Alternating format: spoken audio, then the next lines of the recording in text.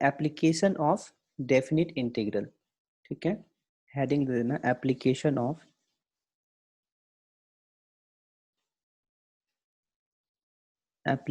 Of definite integral.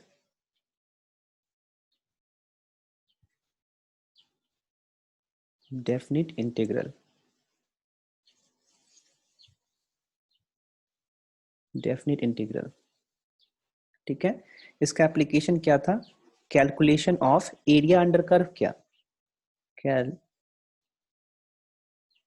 Calculation of area under curve,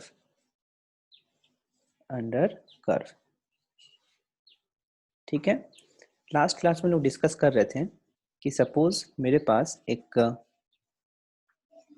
graph है, y versus x का curve है मेरे पास, this is y and this is x। Suppose मेरे पास ये कर्व है, this is fx, y is equal to fx, और हम लोग को एरिया निकालना था, इससे इसके बीच में एरिया निकालना था, यस और नो। इस कर्व में, इस कर्व का इतना पार्ट, ठीक है, इतने पार्ट का एरिया निकालना था। तो हम लोगों ने क्या किया था, ये एरिया निकालना डिफिकल्ट था हमारे लिए, यस और नो। चूंकि यहाँ कर्व बन रहा है तो हम नहीं निकाल सकते इस एरिया को।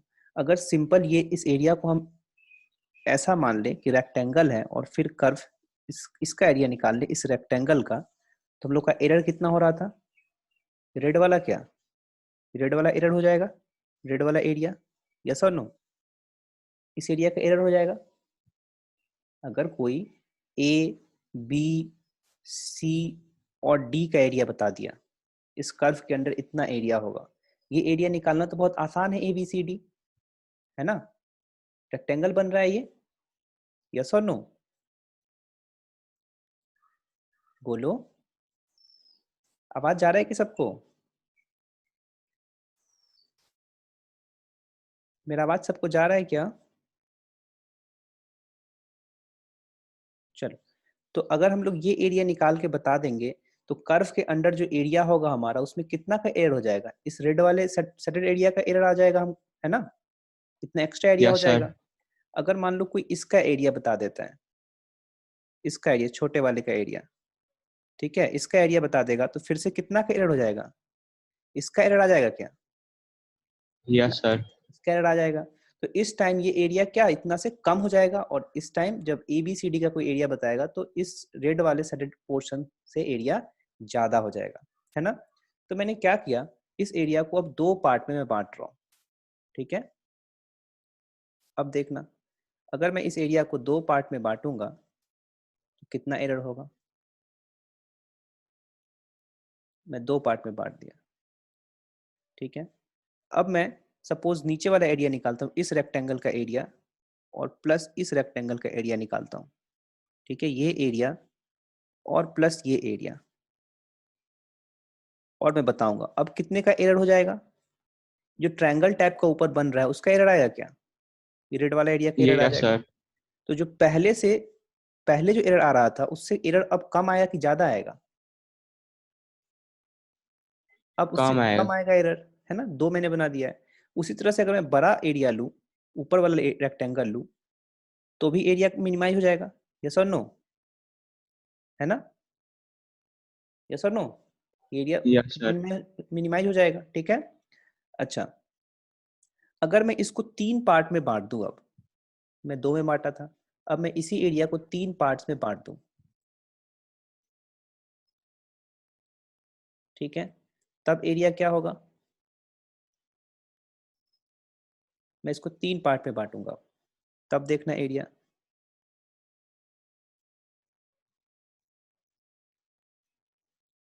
अब मैं इसका एरिया निकाल रहा हूं, इसका एरिया और इसका एरिया।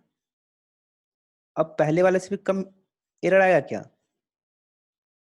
यस और नो। Yes sir. और अगर मैं ऐसे ही बढ़ाता चला गया और एकदम छोटा छोटा बना दिया, ये जो स्ट्रिप लेंथ आ रहा है यहाँ पे, मान लो डेल्टा एक्स है, फाइनाइट चेंज है, इसको इनफाइनाइटली स्मॉल चेंज बना दिया, तो एरर जीरो हो जाएगा क्या? एंडिंग के बाद जीरो हो जाएगा एरर, यस। यस और नो। तो मैं ऐसे ऐसे ढेर सारे स्ट्रिप्स को लूंगा, ठीक है। तो मैं अभी मान लेता हूं कि मेरे पास n स्ट्रिप्स हैं। कितने स्ट्रिप हैं? n स्ट्रिप्स है। उसको n को मैं इन्फिनिटी को टेंड करा दूंगा, लिमिट ले लूंगा इन्फिनिटी से, तो मेरा एक्यूरेट एरिया आ जाएगा। ठीक है। अभी मैं क्या कराता हूँ, इसको n पार्ट्स में डिवाइड कर देता हूँ, n इक्वल स्ट्रिप्स में डिवाइड कर रहा हूँ। ठीक है। सपोज मेरा पहला स्ट्रिप ये है, ठीक है, दूसरा स्ट्रिप ये है, तीसरा स्ट्रिप ये है, और ऐसे ही n स्ट्रिप्स हैं, डॉट डॉट n स्ट्रिप्स हैं इसमें। तो मान लो ये लेंथ, ये कोऑर्डिनेट a है यहाँ से यहाँ का, और यहाँ कोऑर्डिनेट b है, तो इससे इसके बीच में कितना डिस्टेंस हो गया? b माइनस ए। क्या? b माइनस ए। और strip, number of strip n है इसमें, n स्ट्रिप्स हैं, तो एक स्ट्रिप का विड्थ कितना हो जाएगा? अगर इसको मैं डेल्टा एक्स ले लूँ, डेल्टा एक्स, तो इस ये डेल्टा एक्स को क्या लिख सकता हूँ मैं? Delta x is equal to b minus a divided by n। क्या? अगर कैपिटल n स्ट्रिप है तो डेल्टा एक्स ये हो जाएगा। यस और नो? Yes, sir. ये हो गया डेल्टा एक्स। ठीक है। अब मैं क्या करता हूँ, सबको मैं ऐड करना चाहता हूँ, मैं लोअर ये एरिया बताना चाहता हूँ मैं। ठीक है, ये वाला लोअर वाला। ठीक है, ये कर्व के एरिया से कम होगा क्या एरिया? अगर मैं सारे एरिया को ऐड कर दूंगा तो जो कर्व के अंडर एरिया आएगा उससे कम होगा ये वाला एरिया। यस और नो? ठीक है, जो रेड से मैं कलर कर रहा हूँ ये वाला एरिया, इससे कम हो जाएगा। ये एरिया कर्व के अंडर जो एरिया आएगा उससे कितना कम होगा? ये ट्रायंगल का जो एरिया है, इन सबको ऐड करूंगा, इतना से कम हो जाएगा एरिया। ठीक है, मैं इस एरिया को निकालूंगा। तो अच्छा, ये वाला कोई बता सकता है कि ये इसका लेंथ कितना हो जाएगा? अगर ये y equal to F x है तो इसको मैं एफ ऑफ ए लिख सकता हूँ क्या? इस वाले हाइट को, ब्लू वाले हाइट को। यस और नो? फंक्शन में पढ़े थे हम लोग, इसके करस्पॉन्डिंग हाइट क्या हो जाएगा? एफ ऑफ ए हो जाएगा। और इसके करस्पॉन्डिंग हाइट कितना हो जाएगा? अगर मैं ये वाला हाइट लिखना चाहूँ, ये वाला हाइट लिखना चाहूँ, ब्लू वाला जो पॉइंट किया हूँ, ये वाला हाइट लिखना चाहूँ, तो ये वाला कोऑर्डिनेट कितना हो जाएगा? a plus delta x. क्या? यस और no? Delta x Yes, sir. Plus delta x. अगर इसका कोऑर्डिनेट में लिखना चाहूँ इस वाले पॉइंट का, तो ये क्या हो जाएगा? a plus two delta x. क्या? यस और नो? बोलो। a plus two delta x हो जाएगा इसका, है ना? देखो, delta x plus delta x, two delta x हो गया। यस और नो? Yes, sir. ठीक है, वैसे ही लास्ट वाले का मैं लिखूंगा, कोई बता सकता है क्या होगा? ये a plus N n delta x. n minus one होगा क्या? देखो तो, देखो ना, पहले वाले में 0 है, दूसरा वाला लिया तो मैंने क्या हो गया? 1 डेल्टा एक्स हो गया, तीसरा पॉइंट लिया हूं तो 2 हो गया, चौथा लूंगा तो 3 होगा, तो n वाला लूंगा तो कितना होगा? n माइनस वन होगा क्या? यस और नो? Yes, sir. ठीक है, तो लास्ट वाला हो जाएगा a plus N minus one into delta x. तो ये वाला हाइट हो गया, इसके करस्पॉन्डिंग हाइट कितना हो जाएगा? f of a plus N minus one into delta x. क्या? लास्ट वाला हाइट। ठीक है, तो अब मेरे को रेक्टेंगल्स का एरिया निकालना है, लोअर रेक्टेंगल्स का एरिया निकालना है। तो क्या करूंगा मैं? Area of lower rectangle, area of lower rectangles, इसको मैं लिखना चाहता हूं। देखो तो, मैं क्या लिख दूं? ये लेंथ कितना है? Delta x.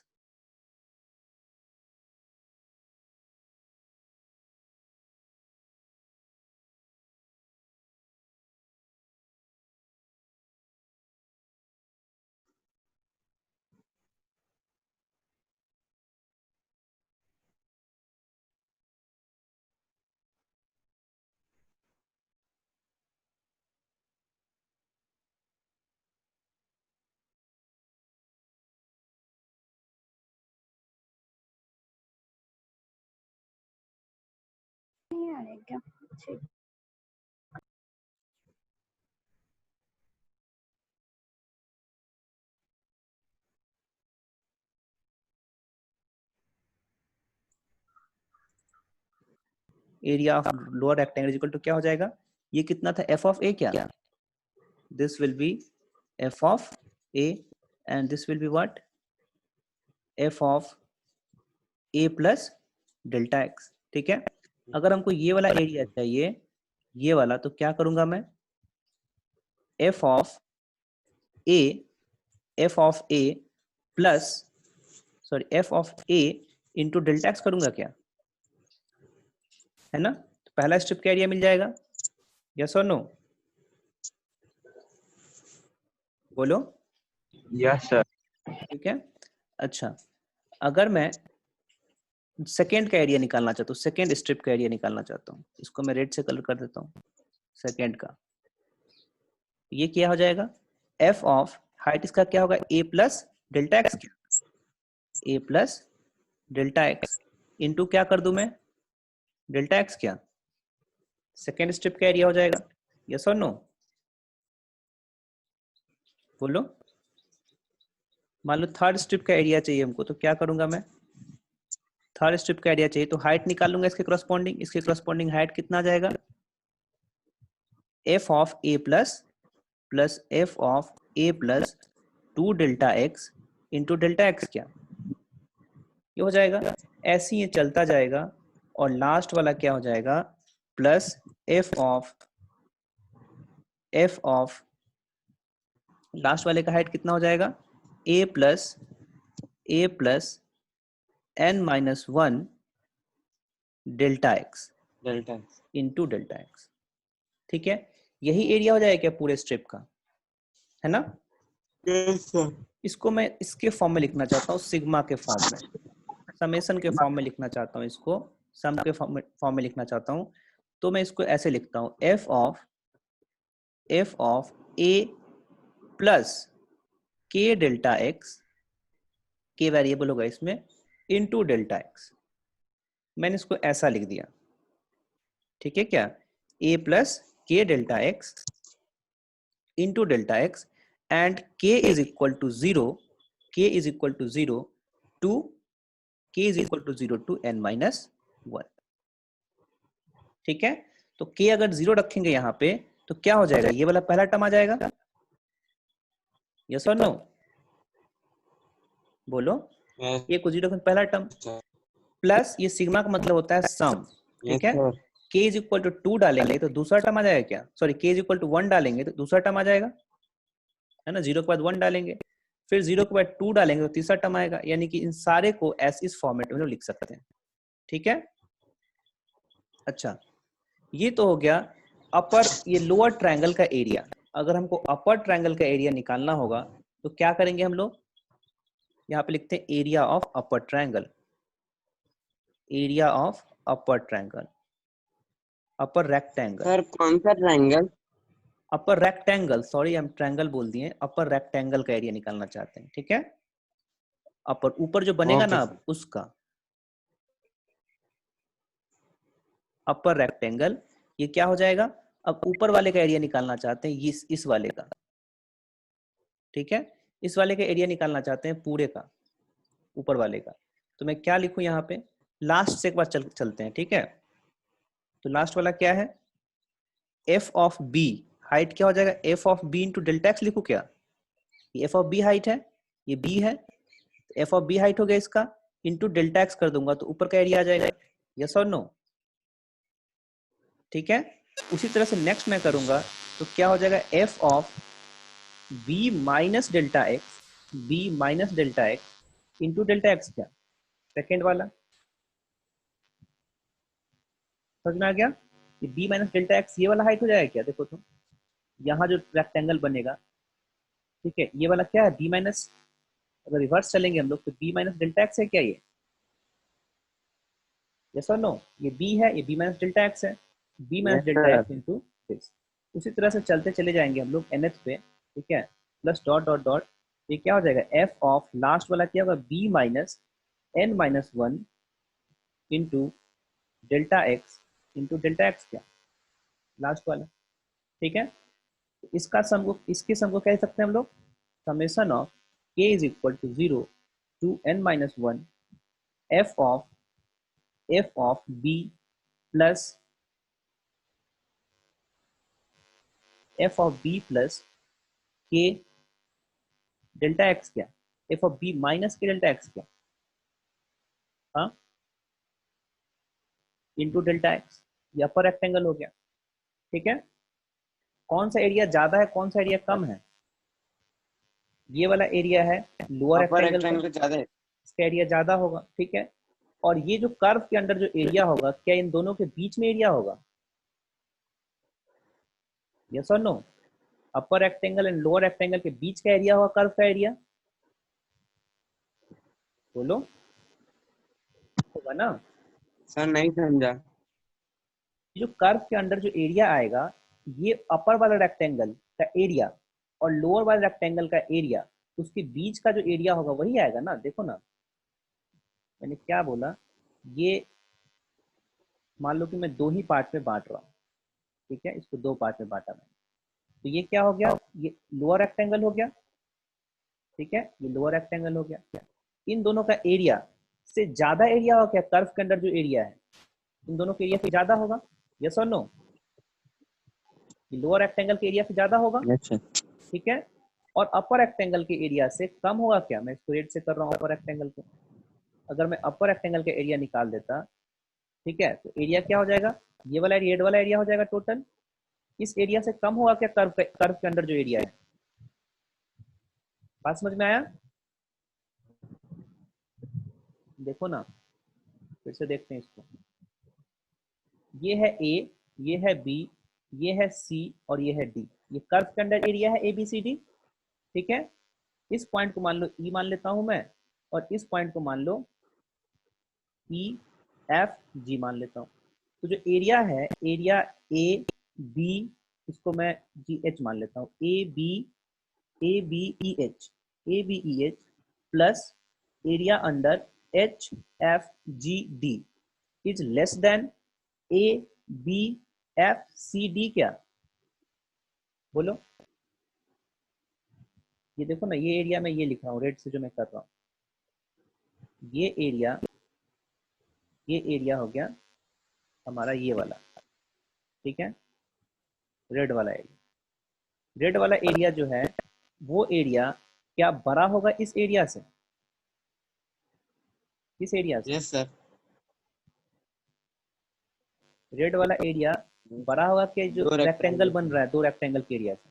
ठीक है, और अगर मैं ऊपर रेक्टेंगल यस बना सर। दूं, अगर मैं ऊपर ये तो लोअर रेक्टेंगल हो गया, इससे बड़ा हुआ कर्व के अंदर एरिया, और मैं अपर रेक्टेंगल बना दूं, ठीक है, तो क्या अब जो एरिया आएगा ये वाला एरिया उससे छोटा हुआ क्या? सबको मैं ब्लू से कर दे रहा हूँ। ये इसके अंदर जो एरिया आएगा, ब्लू वाले के अंदर एरिया, उसके एरिया से छोटा होगा कर्व के अंदर एरिया, इसका एरिया, है ना? Yes sir. बात समझ में आया? तो अपर रेक्टेंगल से छोटा होगा और लोअर रेक्टेंगल से ज्यादा होगा कर्व का एरिया। ठीक है, अब मैं क्या कर रहा हूँ, यहां तक समझ में आ गया सबको? ठीक है क्या? और अब मैं ये बोल रहा था कि ये लोअर रेक्टेंगल का एरिया है, ये अपर रेक्टेंगल का एरिया है, इन दोनों के बीच में कर्व का एरिया होगा क्या? यस और नो? बोलो। यही तो मैं बोल रहा हूँ यहाँ पे, ये हो गया यस अपर सर। रेक्टेंगल, ये हो गया लोअर रेक्टेंगल। इससे ये ज्यादा है, इससे ये कम है, यानी कि इन दोनों के बीच में इसका एरिया होगा क्या? है ना? Yes sir. सबको ये बात समझ में आ गया? कोई दिक्कत है इसमें किसी को? बहुत ही सिंपल है। ये नो कर्व सर। के कर्व के अंदर जो एरिया होगा वो लोअर रेक्टेंगल से ज्यादा होगा और अपर रेक्टेंगल से कम होगा। ठीक है, जब इसमें फाइनाइट डिफरेंस होगा तो। ठीक है, अब मान लो if A B the area under curve, तो ए को क्या लिख सकता हूं मैं, A is less than area under upper rectangle and greater than area under lower rectangle. क्या यस और नो? ये एरिया कर्व के अंडर का एरिया है, तो ये एरिया क्या अपर रेक्टेंगल से छोटा होगा और लोअर रेक्टेंगल से बड़ा होगा। क्लियर है? यानी कि a is less than equal to summation of क्या था, a plus n minus 1 delta x into delta x, and a is equal to, and summation क्या था, k था ना यहाँ पे, where k is equal to 0 to n minus 1, and lower rectangle का area लिख रहे थे हम लोग, summation of f of b minus k n minus 1 delta x into delta x, k is equal to 0 to n minus 1। ठीक है, ये हो गया हमारे पास। अब मैं क्या करता हूं, इसी में जो नंबर ऑफ स्ट्रिप्स है उसको मैं इनफाइनाइट बना दूंगा, नंबर ऑफ स्ट्रिप को इनफाइनाइट बना दूंगा, तो क्या लोअर रेक्टेंगल का एरिया और अपर रेक्टेंगल का एरिया बराबर हो जाएगा क्या? दोनों पॉइंट्स बहुत पास पास आ जाएंगे, तो ये ट्रायंगल का एरिया 0 हो जाएगा क्या? जो ट्रायंगल बन रहा है यहाँ पे, ये ट्रायंगल, सारे ट्रायंगल का एरिया 0 हो जाएगा, सारे एकदम पास पास आ जाएंगे। यस और नो? तो मैं बोल सकता हूँ कि अगर मैं लिमिट ले लूँ इसमें, limit n tending towards infinity कर दूं, limit n tending to infinity कर दूं, तो ये दोनों क्या हो जाएंगे, इक्वल हो जाएंगे। अब ये दोनों इक्वल हो गए, अब इनके बीच में ये एरिया है, तो सैंडविच थ्योरम से एरिया क्या होना पड़ेगा, इनके बराबर होना पड़ेगा। So area under curve a is equal to summation of k is equal to 0 to n minus 1 limit n tending towards infinity f of a plus k n minus 1 into delta x into delta x, यही हो जाएगा हमारा area. ठीक है, और n tending to infinity तुमने कर दिया, तो इसी लिमिट को हम लोग ऐसे लिखते हैं, इसी लिमिट को integral a to b, integral a to b f of x dx, इसी को लिखते हैं हम लोग a to b integral f of x dx। Clear है? और ये क्या है, area under curve, area under curve f of x y is equal to f of x between a and b। ठीक है, क्या इसी लिमिट को हम लोग लिखते हैं, यानी कि ये इंटीग्रल जो है क्या दे रहा है, एरिया अंडर कर्व, क्या a से b के बीच में। समझ आया बात सबको? बोलो यस और नो, नहीं आया क्या?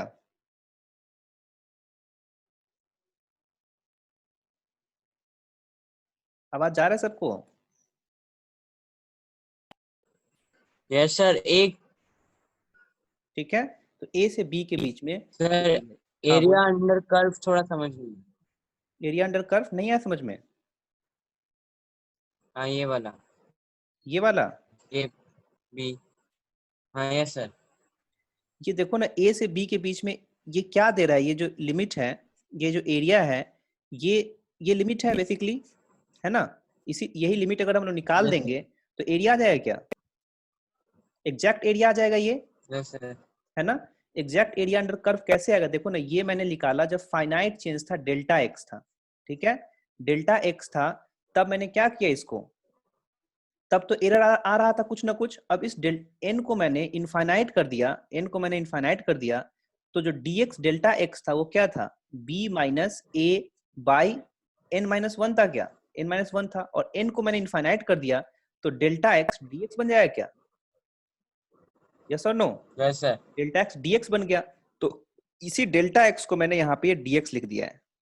ठीक है, उसके बाद ये ओके सारे सर। फंक्शन को fx लिख दिया है। ठीक है, क्या ये है fx हो गया, और ये हो गया dx, और ये छोटे छोटे एलिमेंट को ऐड करने के लिए, ये बड़े बड़े एलिमेंट को ऐड करने के लिए समेशन साइन होता है, छोटे छोटे एलिमेंट को ऐड करने के लिए हम लोग ये इस तरह का साइन लगाते हैं।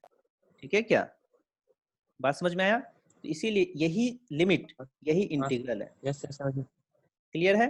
तो ये इंटीग्रल कहीं पे लिखा हुआ है, इसका मतलब ये है कि वो एरिया अंडर कर्व देगा, ए से बी के बीच में उस कर्व का एरिया आ जाएगा, ठीक है, एक्स एक्सिस से ऊपर। क्लियर है? ये एरिया कौन सा दे रहा है, ये वाला एरिया आ रहा है हमको, exact area of this curve के अंदर जो एरिया है, एग्जैक्ट एरिया आ जाएगा, क्योंकि मैंने इस विड्थ को क्या कर दिया है, dx कर दिया है, ऊपर वाला रेक्टेंगल, नीचे वाला रेक्टेंगल, दोनों का एरिया क्या हो जाएगा, सेम हो जाएगा, क्योंकि ट्रायंगल्स ही नहीं बनेंगे, ट्रायंगल्स ही वैनिश हो जाएंगे, ट्रायंगल्स नहीं बनेंगे जब दोनों पास पास आ जाएंगे, तो ऊपर और नीचे का एरिया बराबर हो जाएगा, तो जो कर्व के अंडर एरिया है उस सैंडविच थ्योरम से वो भी बराबर हो जाएगा। क्लियर है? चलो, तो नेक्स्ट हमारे पास ये जो फंक्शन है इसका इंटीग्रल ये हो गया, ठीक है क्या? अब कुछ क्वेश्चंस है, एक दो क्वेश्चन कर लेते हैं हम लोग। एग्जाम्पल 1 में मान लो ऐसा कुछ लिमिट लिखा हुआ है, limit n tending towards infinity 1 upon n plus 1 plus 1 upon n plus 2 plus 1 upon n plus 3 plus ऐसे करके लिखा हुआ है डॉट डॉट 1 अपॉन 2n। इस तरह का लिमिट है, ये तुमको निकालना है, ठीक है? इसको क्या कर सकते हैं हम लोग, limit n tending towards infinity, इसको समेशन के फॉर्म में लिख लो, 1 अपॉन क्या कर दूं मैं, n प्लस k कर दूं क्या, और k is equal to 1 to n, ठीक है? पुट करते जाओ, हर टर्म मिलता जाएगा तुमको, यस और नो, बोलो। n is equal to 1 put करेंगे तो पहला टर्म मिल जाएगा, n is equal to 2 put करेंगे दूसरा टर्म मिल जाएगा, n is equal to 3 put करेंगे तीसरा मिल जाएगा, n is equal to n put करेंगे तो लास्ट टर्म मिल जाएगा। क्लियर है? तो 1 से n तक ये सम है, इसको सम के फॉर्म में लिख लिया। कोई डाउट, यस और नो? No sir. नहीं है। अब देखो, अब मैं इस लिमिट को क्या कर रहा हूँ, limit n tending towards infinity summation of k is equal to 1 to n, और 1 अपॉन, इसमें से मैं n को कॉमन ले लेता हूँ, ठीक है? n को मैं कॉमन ले लूंगा तो क्या बच जाएगा, 1 प्लस k बाई n बच जाएगा क्या, है ना? 1 plus k by n yes बच गया। सर। अच्छा, 1 बाई n को 1 by n and limit n tending towards infinity है, ये बहुत छोटा क्वांटिटी आ जाएगा क्या, जीरो के करीब आ जाएगा क्या, ये टेंडिंग पर जीरो आ जाएगा ये, है ना? इसको मैं dx लिख दूं क्या, छोटा, बहुत ही छोटा क्वांटिटी, इसको मैं dx लिख दूं, ठीक है? यानी 1 बाई एन को मैं dx लिख सकता हूँ, ठीक है? और k बाई एन क्या हो जाएगा, k by N, k by N, इसमें मैं limit limit n tending towards infinity रखूंगा, ठीक है? और k को मैं अगर n रखता हूँ, k को मैं n रखूंगा तो ये लिमिट 1 आ जाएगा when k is equal to n, ठीक है? तो ये बेसिकली यस वेरिएबल हो सर। जाएगा, ठीक है?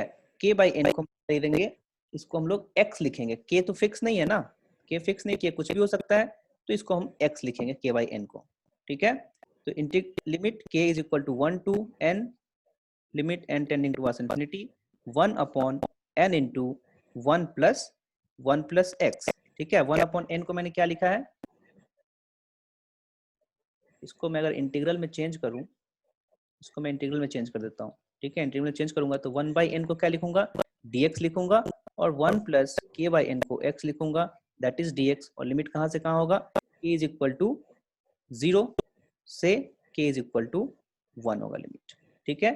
यही ये जो लिमिट है यही इंटीग्रल है, ये इंटीग्रल निकाल दोगे मतलब कि तुमने ये सम को निकाल दिया, ठीक है?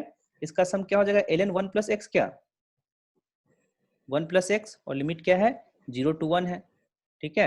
अगर मैं 1 डालूंगा इसमें तो ln क्या हो जाएगा, 1 प्लस 1 हो जाएगा, माइनस 0 डालूंगा तो ln 1 हो जाएगा, इसका वैल्यू 0 होता है, दैट इज ln 2, ठीक है? तो इसका सम क्या आ जाएगा, ln 2 के बराबर आ जाएगा। क्लियर है क्या? Yes sir. ठीक है, तो तुम लोग मैथ्स में सारी चीजें देखोगे एक बार और, इसलिए मैंने इस फास्ट फास्ट कर दिया है, ठीक है? मैथ्स में सारी चीजें तुम लोग देखोगे, बस मुझे ये तुम्हें फील कराना था कि एरिया कुछ नहीं है, ये भी जो इंटीग्रेशन है ये भी क्या लिमिट ही है क्या, है ना? तो लिमिट का इंपॉर्टेंस यस बहुत सर। ज्यादा है मैथमेटिक्स में, तो लिमिट बड़े ध्यान से पढ़ना, हर एक चीज का लिमिट निकालना अच्छे से सीखना, ठीक है? क्योंकि लिमिट ही पूरा कैलकुलस पे, लिमिट पे बेस्ड है, ठीक है? इंटीग्रेशन, डिफरेंशिएशन, कंटिन्यूटी, डिफरेंशिएबिलिटी, जितना भी है कैलकुलस में सारे के सारे लिमिट पे ही बेस्ड है, तो लिमिट बहुत अच्छे से पढ़ना है तुम लोगों को, ठीक है? चलो एक क्वेश्चन मैं तुम लोग को लिए दे देता हूँ, ये कर लेना एक बार। अच्छा, ये सारे नोट्स किए हो क्या तुम लोग? इसको नोट नोट करो जल्दी जल्दी।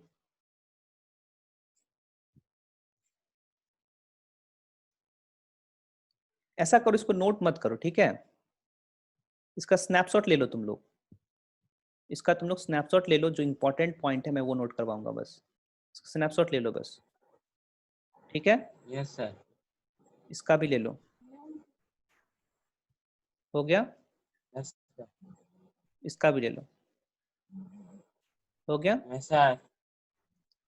और एक क्वेश्चन लिख लेना, हम लोग कभी डिस्कस कर लेंगे इसको। Limit n tending towards infinity n upon n plus one whole square plus n upon n plus two whole square plus dot dot dot 1/4n। ठीक है क्या? इस तरह का लिमिट है, तो इसका आंसर क्या होगा? ठीक है, इंटीग्रल के फॉर्म में कन्वर्ट करना, लिमिट लिखना और ये फंक्शन लिखना। ठीक है, और फिर बताना क्या होगा ये। ठीक है, इसका स्नैपशॉट ले लो और हम एक नोट पॉइंट लिखाते हैं, इसको ध्यान से देख लो, यही यूज करेंगे हम लोग। हो गया ये डन? Yes, sir. चलो, हमारा जो भी था इसका कंक्लूजन में लिख लेना या नोट डाल के लिख लेना। नोट, अगर मेरे पास कोई कर्व होगा, अगर मेरे पास कोई कर्व होगा इस तरह से, ठीक है, ये y is equal to F X, this is x, this curve is y is equal to F of x, और हमको एरिया का जरूरत होगा कहीं पे, सपोज यहाँ से यहाँ तक का एरिया का जरूरत होगा, दिस इज ए बी, और ये एरिया ए है, then area A will be integral of F of X D X from A to B. और तुम लोग को इंटीग्रल फार्मूला सब याद है, ठीक है, तो तुम आसानी से निकाल सकते हो। ठीक है, क्लियर सबको? Yes, sir. इस पे बेस्ड Yes, एक sir. क्वेश्चन कर लेते हैं हम लोग, जल्दी से करना क्वेश्चन। Then चलो एक क्वेश्चन लिखो तो। Figure shows that find the area of find the area, लिखो, find the area, find the area of shaded part of shaded part between x is equal to 0 and x is equal to 6। ठीक है क्या? Question ये है,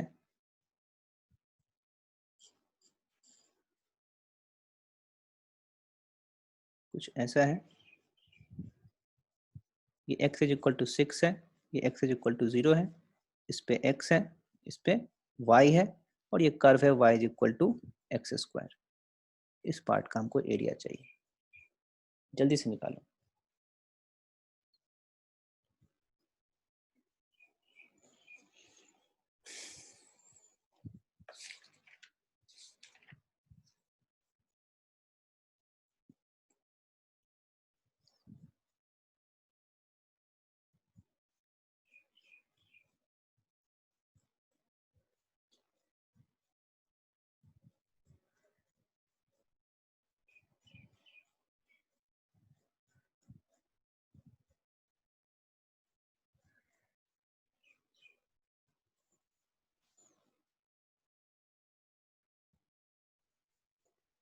हो गया?